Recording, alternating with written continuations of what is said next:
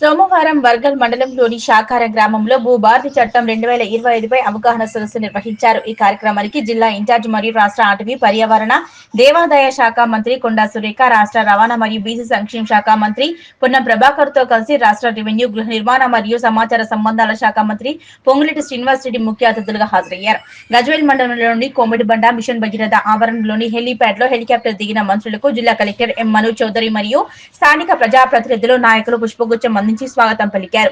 అక్కడి నుంచి నేరుగా శాఖార గ్రామంలోని అవగాహన సదస్సు వేదిక వద్దకు చేరుకున్నారు.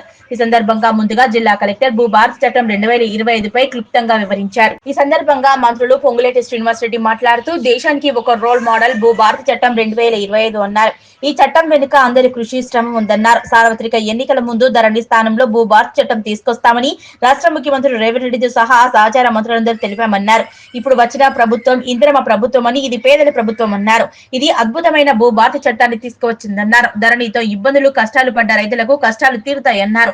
4 గోడల మధ్య తయారు చేసిన ధరణితో రైతులు ఎంతో ఇబ్బంది పడ్డారన్నారు. కానీ భూభారతి చట్టాన్ని 18 రాష్ట్రాల్లో పరిశీలించి ప్రజల ముందుకు తీసుకువచ్చి మేధామథనం చేసి రిటైర్డ్ ఉద్యోగులు, అన్నదాతలు అందరి సలహాలు తీసుకొని అసెంబ్లీలో చర్చించి అద్భుతమైన భూభారతి చట్టాన్ని తీసుకువచ్చామన్నారు. దీనిని పకడ్బందీగా అమలు చేయాల్సిన బాధ్యత అధికారులదే అన్నారు. రెవెన్యూ అధికారులు కూడా రైతు కుటుంబాల నుంచి వచ్చిన వారే. రైతులను ఇబ్బంది పెట్టకుండా, కార్యాలయాల చుట్టూ తిప్పకుండా ప్రభుత్వ రాజ్య లక్ష్యం మేరకు మీ స్థానంలో రాష్ట్ర వ్యాప్తంగా ఉన్న రెవెన్యూ అధికారుల సమస్యలు పరిష్కరించాలన్నారు. అధికారులు తప్పు చేస్తే శిక్షించే అధికారం ఈ చట్టంలో ఉందన్నారు. తహసీల్దార్ నుంచి కలెక్టర్ వరకు జరిగిన నిర్ణయాలపై ఆర్డీఓ, జిల్లా కలెక్టర్ నుంచి సీసీఎల్ఏకు వరకు అప్పీల్ కు వెళ్లే అవకాశం ఉందన్నారు. రాష్ట్రంలో 4 జిల్లాల్లోని 4 మండలాల్లోని అన్ని రెవెన్యూ గ్రామాల్లో పైలట్ ప్రాజెక్ట్ గా భూభారతి చట్టాన్ని అమలు చేస్తున్నామని, తహసీల్దార్ నేతృత్వంలో రెవెన్యూ టీం గ్రామాలకు వెళ్లి సదస్సులు నిర్వహిస్తున్నారని, ఈ నెల 30వ తేదీలోగా పూర్తవుతాయన్నారు. వచ్చే నెల 2-3 తేదీల్లో నుంచి రాష్ట్రంలోని మిగతా రాష్ట్రాల్లో 29 జిల్లాల్లో ఒక్కో మండలంలోని అన్ని గ్రామాల్లోనూ పైలట్ ప్రాజెక్టు గా అమలు చేస్తామని, ఏ ఒక్క రైతుకు ఆఫీస్ కు కానీ, కోర్టుకు కానీ, ట్రిబ్యునల్ కు కానీ వెళ్లవసరం లేదన్నారు. భూములు ఉండి అత్యవసరానికి ఎకరం, అరెకరం అమ్ముకుందామన్నా ఆనాడు ధరణితో ఇబ్బందులు కలిగేదని, నాడు సాదా బైనామాలను రెగ్యులరైజ్ చేస్తామంటే 9,26,000 మంది ఆన్లైన్ లో దరఖాస్తు చేసుకున్నారని, కానీ ఒకరికి రెగ్యులరైజ్ కాలేదని, ఇప్పుడు సదా బైనామాకు మోక్షం లభించనుందన్నారు. రాబో రోజుల్లో మనిషికి ఆధార్ లాగే రైతులకు ఖాతా నంబర్ ఇస్తామని, అదే బూదా నంబర్ అన్నారు. ఆనాడు స్వార్థం కోసం రద్దు చేసిన వీఆర్ఓ, వీఆర్ఏ వ్యవస్థ వలన రైతులు, ఆసాములు ఎంతో ఇబ్బంది పడ్డారని, మంచి ఫలితాల కోసం వీఆర్ఓ వ్యవస్థను మళ్లీ తీసుకువస్తామన్నారు. 2.5 వారాల్లోనే 1,956 గ్రామ రెవెన్యూ అధికారులను నియమిస్తామన్నారు. త్వరలోని భారీ మొత్తంలో సర్వేయర్లను నిర్మిస్తామని, లైసెన్స్ సర్వేయర్లను 6,000 మందికి ట్రైనింగ్ మరియు లైసెన్స్ ఇచ్చి సర్వేకు ఉపయోగిస్తామన్నారు. 3-4 రోజుల్లోనే ప్రతి గ్రామానికి ఇందిరమ ఇండ్లను ఇస్తామని, పేదల ఇల్లు నిర్మించుకోవాలన్నారు. చిత్తశుద్ధితో పేదవారికి కన్నీళ్లు తుడిచే ఇందిరమ్మ ప్రభుత్వం ఇది. ఇందిరమ్మ అంటేనే ఇందిరమ్మ ఇల్లు కాబట్టి మొదటి విడతలో మంజూరయ్యే ఇండ్లను పేదలలో నిర్మించుకోవాలన్నారు. ఈ నియోజకవర్గానికి కూడా 3,500 ఇండ్లు ఇస్తామన్నారు. ఈ కార్యక్రమంలో వరంగల్ పశ్చిమ ఎమ్మెల్యే నాయిని రాజేందర్ రెడ్డి, జిల్లా అదనపు కలెక్టర్లు గరీమా అగర్వాల్, అబ్దుల్ హమీద్, డీసీసీబీ చైర్మన్ చిట్టి దేవేందర్ రెడ్డి, గజ్వేల్ ఆర్డీఓ చంద్రకళ, రెవెన్యూ అధికారులు, స్థానిక ప్రజాప్రతినిధులు తదితరులు పాల్గొన్నారు. భూభారతి 2025 చట్టం. ఈ చట్టం వెనుక మీ అందరి కృషి, మీ అందరి ఆలోచన, మీ అందరి పట్టుదల ఉన్నది అని చెప్పక తప్పదు. ఎందుకంటే ఆనాడు సార్వత్రిక ఎన్నికల్లో ఏదైతే ధరణి మహాప్రసాదం అని ఆనాటి ముఖ్యమంత్రి చెబితే ప్రజలు ముందు నమ్మి ఆ మహాప్రసాదం మహావిషంగా మారితే దిక్కుతోచని పరిస్థితుల్లో ఆనాటి పిసిసి అధ్యక్షులు, ఈనాటి గౌరవ ముఖ్యమంత్రి రేవంత్ రెడ్డి గారు ఎన్నికల ముందు మన రాహుల్ గాంధీ గారు, ప్రియాంక గాంధీ గారు, మల్లికార్జున ఖర్గే గారు, సోనియా గాంధీ గారు, ఈనాడు సహచర మంత్రులు వచ్చేది మీ దీవెనలతో ఇందిరమ్మ ప్రభుత్వం, ఈ ఇందిరమ్మ ప్రభుత్వంలో తప్పకుండా అద్భుతమైన చట్టాన్ని తీసుకొస్తాం, ధరణిని బంగాళాఖాతంలో వేస్తామని చెప్పి అన్న మాట ప్రకారం మీ అందరికీ నచ్చే మెచ్చే మీ ఇంటి చుట్టములా ఉండే ఈ భూభారతి 2025 చట్టాన్ని ఈనాడు మనం తెచ్చుకున్నాం. ధరణితో ఎన్ని ఇబ్బందులు పడ్డామో, ధరణితో ఎంత దగా పడ్డామో, ధరణితో ఎన్ని కష్టాలు సామాన్య ప్రజలకు తీసుకొచ్చిందో మనందరికీ తెలియంది కాదు. అటువంటి ధరణి ఎవరికైనా భూముండి కష్టంలో ఉన్నప్పుడు ఒక అరెకరం భూమి అమ్ముకోవాలన్నా ఆ ధరణి కష్టాల వల్ల ఆ అరెకరం అమ్ముకోలేక ఆ ఇంటి ఆవిడ కూడా మరణించిన సందర్భాలు రాష్ట్రంలో కోకొల్లలున్నాయి. పిల్లకి పెళ్లి చేయాలన్నా, కొడుకుని చదివించుకోవాలన్నా, ఏ చిన్న అవసరాలుండి ఒక 10,000 రూపాయలు కావాలి, తనకున్న కొద్దిపాటి ఆస్తిలో కొద్దిగా అమ్ముకోవాలన్నా ఆ ధరణి కారణంగా సామాన్య రైతన్నలు, భూమున్న ఆసాములు ఇబ్బంది పడటమే కాకుండా అభద్రతకు లోనై రైతన్నలు నిద్రపోను రాత్రులు కోకొల్లలున్నాయి. ఏదైనా ప్రభుత్వ అవసరాల కోసం ఒక 10 ఎకరాలలో 1 ఎకరం భూమిని ప్రభుత్వం ఎక్వైర్ చేస్తే మిగిలిన 9 ఎకరాలను కూడా ప్రభుత్వం మా భూమేనని ధరణిలో పెట్టుకున్న సందర్భాలు ఇందాక మిత్రులు చెప్పింది మనం విన్నాం. 2020 చట్టం, ధరణి చట్టం, ఆ చట్టం చేసేనాడు చేయటానికి కొద్ది రోజుల ముందు, చేసిన తర్వాత కొద్ది రోజుల ముందు ఏదైతే సాదా బైనామాలు ఉన్నాయో మీరు సాదా బైనామాలు ఆన్లైన్లో అప్లై చేసుకోండి అని చెప్తే ప్రజలు నమ్మి, భూములున్న ఆసాములు నమ్మి, తాతలు ముత్తాతల తరము నుంచి ఉన్న ఆస్తిని ఆన్లైన్లో అప్లికేషన్లు పెట్టుకుంటే సుమారు 9,26,000 మంది అప్లికేషన్ పెట్టుకుంటే ఆనాటి చట్టములో, ఆనాటి ధరణి చట్టములో సాదా బైనామాల అంశాన్ని పెట్టని కారణంగా వారి ఆశ అడియాసగానే మిగిలింది అన్నది నగ్న సత్యం. అంతేకాదు, ఏదైతే పార్ట్ బి సుమారు 18 లక్షల ఎకరాలని ధరణి పుణ్యమా అంటూ ప్రభుత్వ భూములు 12 లక్షల ఎకరాలుంటే పట్టా భూములు సుమారు 6 లక్షల ఎకరాలని అడవి ఉందనో ప్రభుత్వ స్థలం ఉందనో వివిధ కారణాలు చూపించి సుమారు 18 లక్షల ఎకరాలని పార్ట్ బిలో పెట్టిన సందర్భం ప్రత్యక్షంగా మనం చూసాం. దానికి పరిష్కారాన్ని ఈ భూభారతిలో చూపిస్తున్నాం. సాదా బైనామాలకి పరిష్కారాన్ని ఈ భూభారతిలో చూపిస్తున్నాం. ఏదైతే తప్పులు పడ్డా, స్పెల్లింగ్లు తప్పులు పడ్డా, ఏరియా తప్పు పడ్డా, వివిధ కారణాలు ఏదైనా రైతులు ఇబ్బంది పడితే వాటన్నిటికీ సమస్యలని ఈ భూభారతిలో పరిష్కారం చూపిస్తున్నాం. ఆనాటి పెద్దలు, ఆనాటి ప్రభుత్వంలో ఉన్న ముఖ్య నాయకులు అచ్చేసిన ఆంబోతద్దులాగా అసెంబ్లీలో ఈ భూభారతి చట్టం పాస్ అయితే, ఈ భూభారత చట్టం చట్ట రూపంలో వస్తే వారి ఉనికి ప్రమాదం అవుతుందని బిల్లు పాస్ కాకుండా ఎటువంటి కుట్రాలు పన్నారో, ఎంత రచ్చ చేశారో మీరందరూ ప్రత్యక్షంగా చూశారు.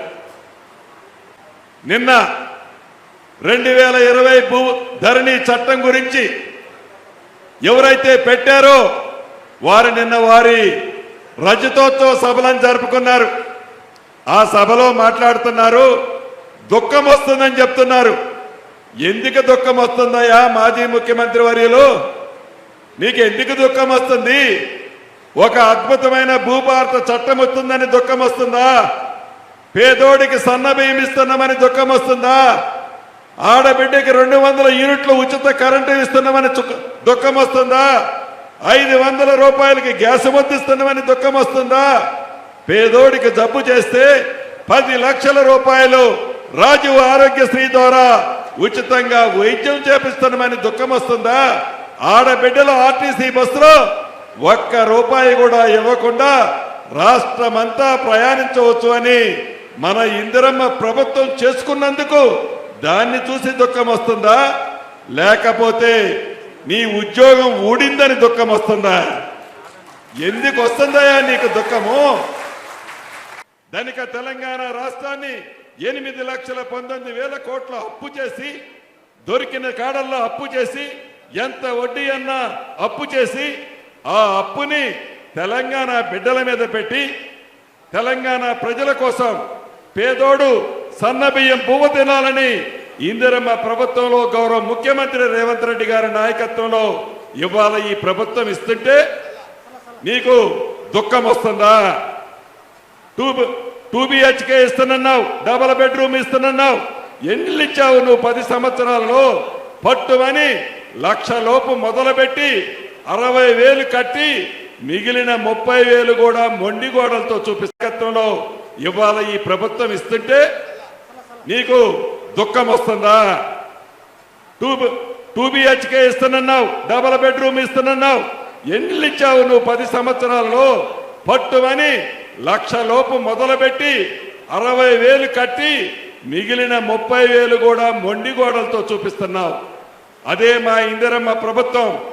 ఇందిరమ్మ ప్రభుత్వం అంటేనే ఇందిరమ్మ ఇల్లు. ఈ ఇందిరమ్మ ప్రభుత్వంలో ఈ రాబోయే 4 సంవత్సరాలలో 20 లక్షల ఇల్లు కట్టే దిశగా మన ఇందిరమ్మ ప్రభుత్వం ప్రణాళిక చేసుకుంది. మొదటి విడత 4.5 లక్షలు ఈ 2-3 రోజుల్లోనే మీ నియోజకవర్గానికి కూడా, అంటే మీ నియోజకవర్గం అంటే మీ గజ్వేలుకు కూడా ఇందిరమ్మ ప్రభుత్వంలో 3,500 ఇల్లు ఇస్తున్నాం. మీ ప్రభుత్వంలో మీరు ముఖ్యమంత్రిగా ఉండి కూడా ఇన్ని ఇల్లు కట్టలేదయ్యా మహానుభావా. మీ నియోజకవర్గంలో కాదు, మీరు పుట్టి పెరిగిన మీ సొంత ఊరు చింతమడకలో కూడా ఇంకా మొండిగోడలతోనే మీరు కట్టిన ఇళ్లున్నాయి. వాటిని కూడా మా ఇందిరమ్మ ప్రభుత్వంతోనే ఏది బేషిజాలకు పోకుండా వాటిని కూడా పూర్తి చేస్తాం. పేదోడి కోసం పనిచేసే ప్రభుత్వం, పేదోడికి అండగా ఉండే ప్రభుత్వం, బడుగు బలహీన దళిత మైనారిటీల కోసం కష్టపడి పనిచేసే ప్రభుత్వం.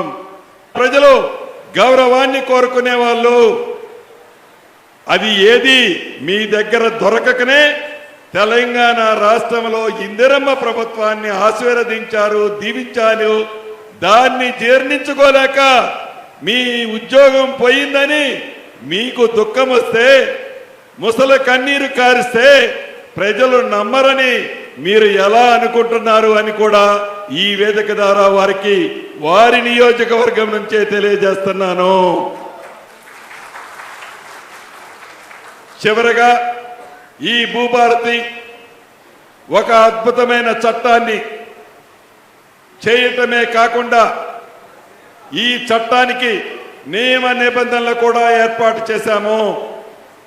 పైలట్ మోడల్లో 4 జిల్లాల్లో 4 మండలాల్లో ప్రతి రెవెన్యూ మండలంలో ప్రతి రెవెన్యూ గ్రామానికి ఎంఆర్ఓ స్థాయి అధికారులు వారి టీముతో వెళ్తున్నారు. ఈ 30వ తారీఖుతో ఆ 4 మండలాల్లోని అన్ని రెవెన్యూ గ్రామాల్లో ఉన్న సమస్యలన్నిటినీ పరిష్కరించే దిశగా అధికారులు పనిచేస్తున్నారు. వాటితో పాటు మిగిలిన రాష్ట్రంలో ఉండే 29 జిల్లాలలో ప్రతి మండలంలో జిల్లా కలెక్టర్లు ఇదే విధంగా అవగాహన సదస్సు ఈ భూభారతి 2025 మీద పెట్టారు. వచ్చే నెల 2వ తారీఖు 3వ తారీఖు నుంచి ప్రతి జిల్లాలో ఒక మండలాన్ని పైలట్ మండలంగా తీసుకొని ప్రతి రెవెన్యూ గ్రామానికి ఆ మండలంలో ఉన్న అన్ని గ్రామాలకి ఎంఆర్ఓ వారి టీము మీ దగ్గరకు వస్తారు. మీరు ఏ ఆఫీసు చుట్టూ తిరగనవసరం లేదు, ఏ కోర్టుకి వెళ్ళనవసరం లేదు. ఎంఆర్ఓ స్థాయి అధికారి తప్పు చేస్తే ఆర్డీఓ గారికి కానీ అడిషనల్ కలెక్టర్ గారు కానీ మీరు కంప్లైంట్ చేయొచ్చు. ఆర్డీఓ గారు తప్పు చేస్తే అడిషనల్ కలెక్టర్ గారికి తెలియచేయొచ్చు. అడిషనల్ కలెక్టర్ గారు తప్పు చేస్తే కలెక్టర్ గారు తర్వాత సిసిఎల్ఐకి మీరు కంప్లైంట్ చేయొచ్చు. కలెక్టర్ గారు కంప్లైంట్ చేస్తే సిసిఎల్ఐ కానీ స్పెషల్ ట్రిబ్యునల్స్ పెడుతున్నాము, స్పెషల్ ట్రిబ్యునల్స్ కూడా వెళ్ళొచ్చు. కోర్టుకు వెళ్లాల్సిన అవసరం లేదు. సాదా బైనామాలు పరిష్కరించేది ఈ చట్టంలో పెట్టాము. మనిషికి ఆధార్ ఎలా ఉందో భూదారుని కూడా రాబోయే రోజుల్లో మీకు ఇవ్వబోతున్నాము. ప్రతి రైతన్నకి ఒక ఖాతా ఇస్తాము. ఆ ఖాతా నెంబరే మీ భూదారు నెంబరు. అంతేకాదు ఆనాడు అర్ధరాత్రి ఆనాటి ముఖ్యమంత్రి గారు వారి సొంత పనులు చేయలేదని విఆర్ఓ విఆర్ఏ వ్యవస్థని పీకి ఆ సముద్రంలో పడేశారు. గ్రామీణ ప్రాంతంలో రైతన్నలు, భూములున్న ఆసాములు ఎంత ఇబ్బంది పడ్డారో గడిచిన 7-8 సంవత్సరాల నుంచి చూస్తున్నాము. ప్రజల కోరిక మేరకు మంచి పరిపాలన కోసం మళ్ళీ 10,956 రెవెన్యూ గ్రామాలకి రెవెన్యూ అధికారిని నియమిస్తున్నాము. అది కూడా ఎంతో టైం లేదు, నాకు తెలిసి 2-2.5 వారాల్లోనే ఇవ్వబోతున్నాము. సర్వేర్లు కూడా పెద్ద ఎత్తులో రిక్రూట్ చేసుకోబోతున్నాము. అదే రకంగా లైసెన్స్డ్ సర్వేర్లని సుమారు 6,000 మందిని రాష్ట్రంలో ట్రైనింగ్ ఇచ్చి లైసెన్స్ ఇచ్చి వారిని భూ సర్వేకి వాడుకోబోతున్నాము. ఏదైతే ఒక నెంబర్లో ఆర్ఎస్ఆర్ ఎక్కువ ఉంటే ఏ రైతన్న ఇబ్బంది పడతాడో, ఇందాక ఆ రైతన్న చెప్పినట్లు భూమి మొక్కలో రైతుంటే ఆ రైతుకి ఆ భూమిని చెందే విధంగా చట్టంలో కూడా అటువంటి అంశాన్ని పొందుపరిచి పరిష్కరించే మార్గాన్ని పెట్టాము. నాకు తెలిసి ఈ భూభారత చట్టం దేశంలోనే ఒక రోల్ మోడల్ చట్టంగా ఉండబోతుంది. చట్టం అయితే మేము చేశాము, అధికారులకి మళ్ళీ చెప్తున్నాను, చట్టం అయితే మేము చేశాము. ఈ చట్టాన్ని ఇంప్లిమెంట్ చేసేది అధికారులైన మీరే. ఏ చిన్న తప్పు జరిగినా, ఏ ఇబ్బంది జరిగినా అటువంటి అధికారి మీద చర్య తీసుకునే అంశాన్ని కూడా చట్టంలో పొందుపరిచాము. అధికారులకి పదే చెప్తున్నాను, మీరందరూ ఒకప్పుడు రైతు కుటుంబం నుంచి వచ్చిన వాళ్ళే, రైతు బాధలు తెలిసిన వాళ్ళే, రైతు కష్టాలు ప్రత్యక్షంగా చూసిన వాళ్ళే. రైతుకు ఇబ్బంది కలగకుండా చూసే ప్రభుత్వం మన ఇందిరమ్మ ప్రభుత్వం. కాబట్టి దయచేసి రైతన్నలని, భూములున్న ఆసాములని ఇబ్బంది పెట్టకుండా మీ స్థాయిల్లో వారిని తిప్పుకోకుండా పరిష్కరించే ఆలోచన మీరు చేయాలని కూడా రాష్ట్ర వ్యాప్తంగా ఉన్న రెవెన్యూ ఉద్యోగస్తులకి తెలియజేస్తున్నాను. చిట్ట చివరిగా ఇందిరమ్మ ఇల్లు ఈ 3-4 రోజుల్లోనే ప్రతి గ్రామానికి ఇస్తున్నాము. పేదవాళ్లలో పేదవాళ్ళు ముందు కట్టుకోండి. ఇది గత ప్రభుత్వం లాగా ఒక్కసారి ఇచ్చి లేకపోతే బొమ్మ చూపించి అయిపోయింది అని చెప్పే ప్రభుత్వం కాదు. ఎన్నికలు ఉన్నప్పుడే బొమ్మలు చూపించే ప్రభుత్వం కాదిది. చిత్తశుద్ధితో పేదవాడి కన్నీరు తుడిచే ప్రభుత్వం, పేదవాడికి అండగా ఉండే ప్రభుత్వం ఇందిరమ్మ ప్రభుత్వం అంటేనే ఇందిరమ్మ ఇల్లు. కాబట్టి మొదటి విడతలో పేదవాళ్లలో పేదవాళ్ళు కట్టుకోవాలని మనస్ఫూర్తిగా కోరుకుంటూ ఇన్ని మంచి కార్యక్రమాలు చేస్తున్న మన ఇందిరమ్మ ప్రభుత్వాన్ని మీ ఆశీస్సులు, దీవెనలు రాబోయే రోజుల్లో ఎప్పుడు ఏ ఎన్నికలు వచ్చినా మీ ఆశీస్సులు, ప్రేమ, అభిమానం తప్పకుండా ఉండాలని ఉంటది అని మనస్ఫూర్తిగా కోరుకుంటూ మరొక్కసారి మీ అందరికీ నమస్కారాలు తెలుపుకుంటూ సెలవు తీసుకుంటున్నాను. థ్యాంక్ యూ వెరీ మచ్ అన్న. చట్టాన్ని అవగాహన కల్పించే ఉద్దేశం కొద్దీ వరగల మండలానికి విచ్చేసినటువంటి రెవెన్యూ శాఖ మంత్రి పొంగిరెడ్డి శ్రీనివాసరెడ్డి గారికి, ఈ జిల్లా ఇన్ఛార్జి మంత్రి దేవాదాయ శాఖ మంత్రి కొండా సురేఖ మేడం గారికి, వేదిక మీద ఉన్న అధికారులు, ప్రజాప్రతినిధులు, ఇక్కడికి విచ్చేసినటువంటి రైతులు, పాత్రికేయులు, ఈ మండల పెద్దలందరికీ, అక్కా చెల్లెలందరికీ పేరు పేరున నమస్కారం తెలియజేస్తా ఉన్నాను. భూమి అంటే విశ్వాసం, భూమి అంటే ఒక గౌరవం.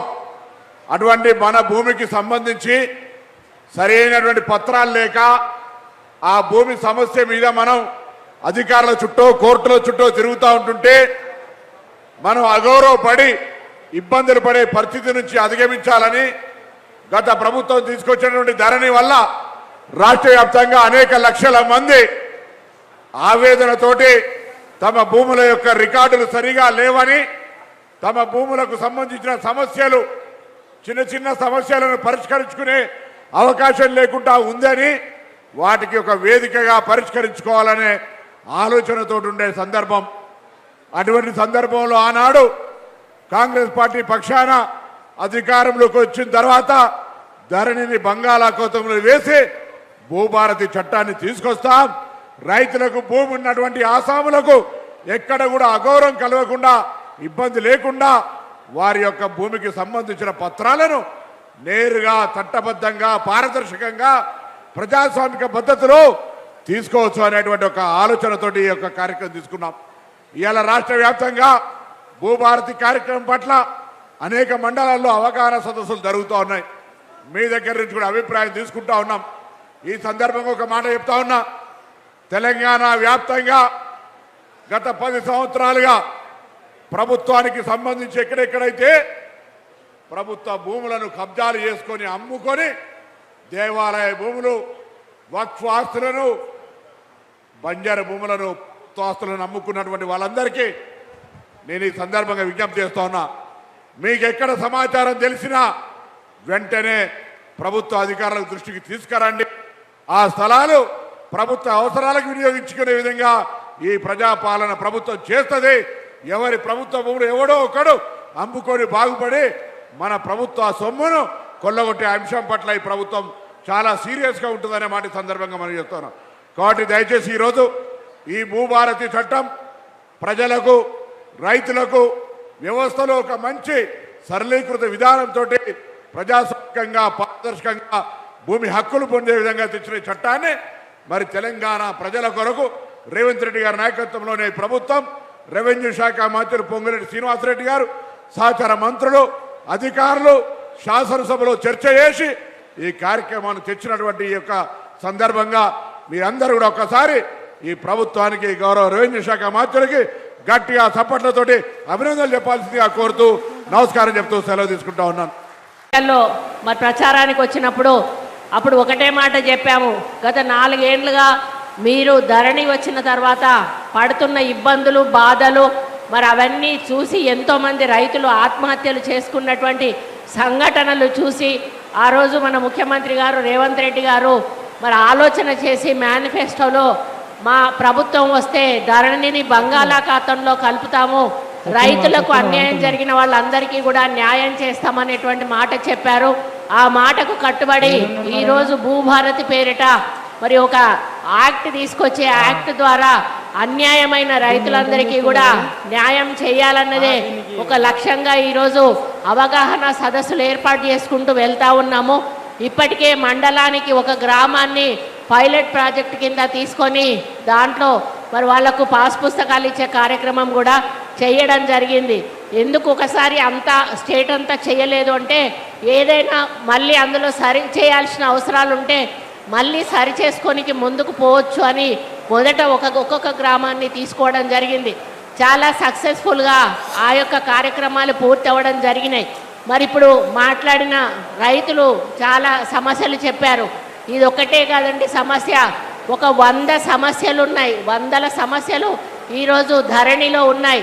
మరి దేశం వదిలిపెట్టి పారిపోయి 30-40 ఏళ్ల క్రితం అమెరికాలో సెటిల్ అయిన వాళ్ళు మళ్ళా తిరిగి వచ్చి వాళ్ళ పేరు మీద ఉన్నటువంటి పట్టా భూములను కోట్లాది రూపాయలకు అమ్ముకొని వెళ్ళిపోయినటువంటి సంఘటనలు ఉన్నాయి. ఆ రోజు ఇందిరమ్మ మరి పేదలకు పంచినటువంటి భూములు ఏమైతే అసైన్మెంట్ ల్యాండ్స్ ఏవైతే ఉన్నాయో వాటిని కూడా ప్రభుత్వ భూముల్లో కలుపుకొని వాళ్ళ పేరిట బీఆర్ఎస్ నాయకుల పేరిట చేసుకున్న సందర్భాలు ఉన్నాయి. మరి తనకు పక్కన ఉన్నటువంటి ల్యాండ్ను వాళ్ళ దాంట్లో కలుపుకొని వాళ్ళ పేరు మీద బీఆర్ఎస్ నాయకులు ఎక్కించుకున్న సందర్భాలు ఉన్నాయి. ఇలా చెప్పుకుంటూ పోతే ఎన్నో రకాల ఇబ్బందులు.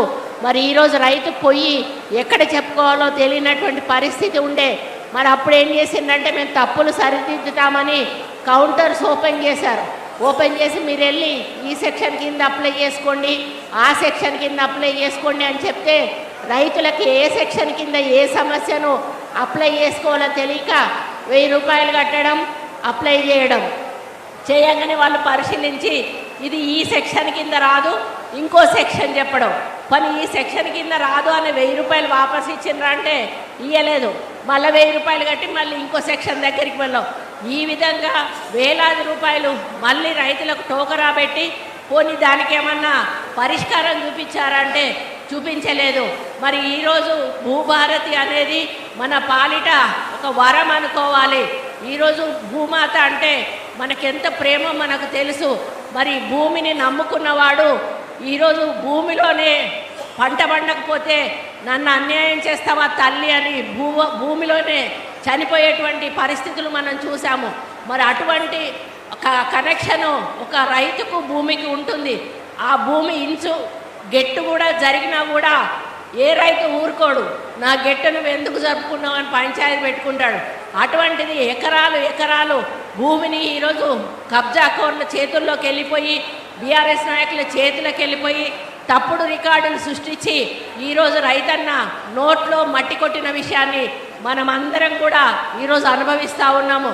దాన్ని దృష్టిలో పెట్టుకొని మన రెవెన్యూ మినిస్టర్ గారు, మన ముఖ్యమంత్రి గారు మరియు నిష్ణాతులైనటువంటి అధికారులను కూర్చోబెట్టి మరి ఈ యొక్క భూభారతి చట్టాన్ని ఈరోజు తీసుకురావడం జరిగింది. ఇందులో 100కు 100%. ఇప్పుడు మీరు ఒక 4 వచ్చి చెప్పారు, మీరు 40 మంది చెప్పినా, 400 మంది చెప్పినా, 4000 మంది చెప్పినా ఆ సమస్యలన్నీ కూడా ఈ భూభారతి చట్టంలో 100కి 100% కూడా పరిష్కారం అయ్యేటట్టుగా ఈ యొక్క భూభారతిని ఈరోజు మీ ముందుకు తీసుకురావడం జరిగింది.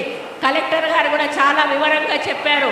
మరి అదేవిధంగా అధికారులకు కూడా మరి ఒక 3 అంచెల మీకు అదంతా కూడా ముఖ్యం మన మినిస్టర్ గారు చెప్తారు.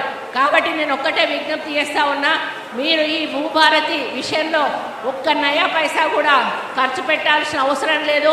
మీరు వెళ్తే మీ పేపర్లు పట్టుకొని అధికారులు వాళ్ళే అప్లోడ్ చేస్తారు, వాళ్ళే సమస్యకు పరిష్కారం చేస్తారు, వాళ్ళే పట్టా పాస్బుక్లు మీ చేతికి ఇస్తారు. కాబట్టి మీరెవ్వరు కూడా ఎవరు దళారుల దగ్గరికి కానీ పైరవీకారుల దగ్గరికి కానీ పోవలసిన అవసరం లేదు. ఎవరైనా ఎంఆర్ఓలు కానీ ఎవరైనా ఇబ్బంది పెడితే మరి తప్పకుండా మీరు కలెక్టర్ల దృష్టికి తీసుకెళ్ళండి. కలెక్టర్లు తప్పకుండా వారి మీద చర్యలు తీసుకుంటారు. కాబట్టి నేను అధికారులకు ఒక్కటే చెప్తా ఉన్నా, ప్రభుత్వం ఒక మంచి ఉద్దేశంతో రైతులకు బాగు చేయడానికని భూభారతి చట్టాన్ని తీసుకొచ్చింది. ఇది అమలు పరిచే విషయంలో మరి అధికారులందరూ కూడా సంయమనంతో మరి పని చేయాలి, రైతులకు కాన్సన్ట్రేషన్తో పని చేయాలి, వాళ్ళకు ఒక నమ్మకాన్ని విశ్వాసాన్ని కల్పించాలి. భూభారతిలో మాకు న్యాయం జరుగుతుందని ఎక్కడ కూడా ఇబ్బంది జరగకుండా చూసుకోవాల్సిన బాధ్యత అధికారులకు ఉంది అని తెలియజేసుకుంటూ మీరందరూ కూడా మరి తర్వాత ఒక షెడ్యూల్ ప్రకటిస్తారు. ఆ షెడ్యూల్ ప్రకారంగా మీ సమస్యలను భూభారతి దృష్టికి తీసుకెళ్ళి అన్నిటినీ కూడా పరిష్కరింపజేసుకొని మీరు హ్యాపీగా వచ్చే వర్షాకాలంలో మీ సొంత భూములలో మీ పంటలు పండించుకొని మన తెలంగాణను మొదటి స్థానంలో మొన్న ఏ విధంగానైతే వరి పంటలో నిలబెట్టారో అదేవిధంగా అన్ని పంటల్లో కూడా మరి మనం ముందుండాలి అని కోరుకుంటూ మరి మన ముఖ్యమంత్రి గారు రైతులకు ఎన్నో అవకాశాలు ఇచ్చారు, ఎన్నో సంక్షేమ కార్యక్రమాలు ఇచ్చారు. వాటన్నిటిని కూడా సద్వినియోగం చేసుకుంటూ మీరు ముందుకెళ్ళాలని కోరుకుంటూ మరి రెవెన్యూ మినిస్టర్ గారికి కృతజ్ఞతలు తెలుపుతా ఉన్నాను. ఎందుకంటే మరి 4 సంవత్సరాల నుంచి రైతులు బాధపడుతున్న సమయంలో ఈరోజు ఈ భూభారతి ద్వారా వాళ్ళ సమస్యల పరిష్కారానికి మీరు ముందుకొచ్చినందుకు మరి మీకు సర్వదా రైతులందరూ కృతజ్ఞతతో ఉంటారని తెలియజేసుకుంటూ ఈ అవకాశం ఇచ్చిన పెద్దలందరికీ కూడా పేరు పేరున ధన్యవాదాలు అర్పించుకుంటూ సెలవు తీసుకుంటా ఉన్నాను. జై కాంగ్రెస్.